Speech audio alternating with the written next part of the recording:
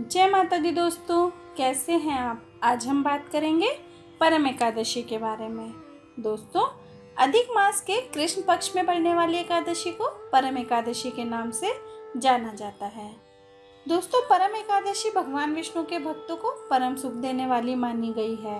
कहते हैं कि इस एकादशी का व्रत करने से भगवान विष्णु की कृपा बनी रहती है। ऐसा माना जाता है कि जो लोग अधिक मास के कृष्ण पक्ष में आने वाली परम एकादशी का व्रत रखते हैं वह भगवान विष्णु के धाम यानी बैकुंठ धाम को प्राप्त करते हैं। दोस्तों, बताया जाता है कि बैकुंठ धाम की प्राप्ति करने के लिए ऋषि मुनि और संत जन आदि हजारों वर्षों तक तपस्या करते हैं। लेकिन एकादशी का व्रत इतना अधिक प्रभावशाली होता है कि इसके माध्यम से भी बैकुंठ धाम को प्राप्त कर मोक्ष की प्राप्ति की जा सकती है।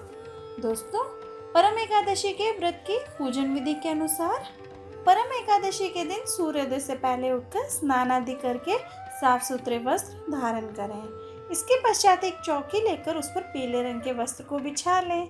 दोस्तों, इस पर लाल कुमकुम से स्वास्तिक बनाएं और स्वास्तिक की चावल, फूलों और कुमकुम से पूजा करें।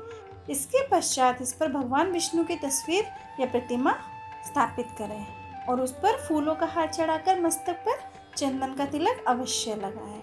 दोस्तों, अब धूप दीप जलाकर भगवान विष्णु की पूजा करें। दोस्तों, पूजा में विष्णु चालीसा, विष्णु स्तुति, विष्णु स्तोत्र, विष्णु सहस्त्रनाम और परम एकादशी व्रत की कथा पढ़ें। दोस्तों, भगवान विष्णु को उनका अत्यंत प्रिय तुलसी का पत्ता अर्पित करना ना भूलें। इसके पश्चात भगवान विष्णु के मंत्रों का जाप करें और भगवान विष्णु की आरती कर उन्हें भोग लगाएं। दोस्तों, इसके पश्चात सूर्यास्त होने के बाद ही भगवान विष्णु की पूजा कर व्रत को पूरा करें। दोस्तों, व्रत की कथा के अनुसार एक बार धर्मराज युधिष्ठिर बोले, हे जनार्दन, अधिक मास के कृष्ण पक्ष की एकादशी का क्या नाम है तथा उसकी विधि क्या है, कृपया करके आप मुझे बताइए। इस पर श्री भगवान बोले, हे राजन, अधिक मास में कृष्ण पक्ष में जो एकादशी आती है वह परमा, पुरुषोत्तमी या कमला एकादशी कहलाती है या कमला एकादशी के नाम से जानी जाती है। वैसे तो प्रत्येक वर्ष में 24 एकादशियां होती हैं, लेकिन जब अधिक मास या मलमास आता है तब इनकी संख्या बढ़कर 26 हो जाती है। अधिक मास या मलमास को जोड़कर वर्ष में 26 एकादशी होती है। अधिक मास में 2 एकादशी होते हैं। इसमें शुक्ल पक्ष की एकादशी को पद्मिनी एकादशी और कृष्ण पक्ष की एकादशी को परमा एकादशी के नाम से जाना जाता है।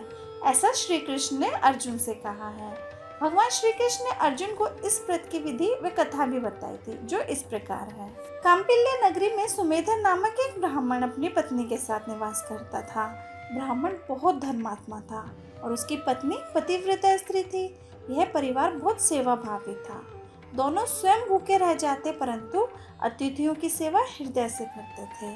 धन अभाव के कारण एक दिन ब्राह्मण ने अपनी पत्नी से कहा, धन अर्जन के लिए मुझे परदेश जाना चाहिए, क्योंकि इतने कम धन से परिवार चलाना अति कठिन काम है।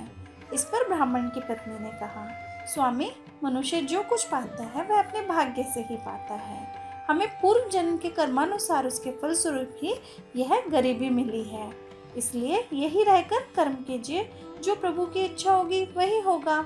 पत्नी की बात ब्राह्मण को जच गई और उसने परदेश जाने का विचार त्याग दिया। एक दिन संयोगवश कौंडिल्य ऋषि उधर से गुजर रहे थे तो वो ब्राह्मण के घर पधारे। ऋषि कौंडिल्य को अपने घर पाकर दोनों अति प्रसन्न हुए। उन्होंने ऋषि की खूब आवा भगत की। उनका सेवा भाव देखकर ऋषि बहुत प्रसन्न हुए और पति पत्नी द्वारा गरीबी दूर करने का प्रश्न पूछने पर ऋषि ने उन्हें मलमास के कृष्ण पक्ष में आने वाली पुरुषोत्तमी एकादशी करने की प्रेरणा दी। व्रती को एकादशी के दिन स्नान करके भगवान विष्णु के समक्ष बैठकर हाथ में जल एवं फूल लेकर संकल्प करना चाहिए। इसके पश्चात भगवान की पूजा करनी चाहिए। इसके बाद ब्राह्मण को भोजन कराकर दान दक्षिणा देकर विदा करने के पश्चात ही व्रती को स्वयं भोजन करना चाहिए। उन्होंने कहा, इस एकादशी का व्रत तुम दोनों रखो। यह एकादशी धन वैभव देती है तथा पापों को नाश कर उत्तम गति भी प्रदान करने वाली होती है। धनाधिपति कुबेर ने भी इस एकादशी का व्रत का पालन किया था, जिससे प्रसन्न होकर भगवान भोलेनाथ ने उन्हें धनाध्यक्ष का पद प्रदान किया था। ऋषि की बातें सुनकर दोनों पति पत्नी बहुत आनंदित हो उठे और समय आने पर सुमेधा और उसकी पत्नी ने विधि पूर्वक इस एकादशी का व्रत रखा। जिससे उनकी गरीबी दूर हो गई और पृथ्वी पर काफी वर्षों तक सुख भोगने के पश्चात वे पति पत्नी श्री विष्णु के उत्तम लोक को प्रस्थान कर गए। इसीलिए जो कोई मनुष्य विधि पूर्वक इस व्रत को करता है, भगवान विष्णु निश्चित ही उसका कल्याण करते हैं। दोस्तों, अगर आपको मेरी ये वीडियो पसंद आई हो तो प्लीज़ वीडियो को लाइक कीजिए, शेयर कीजिए और चैनल को सब्सक्राइब करना ना भूलें। Thank you.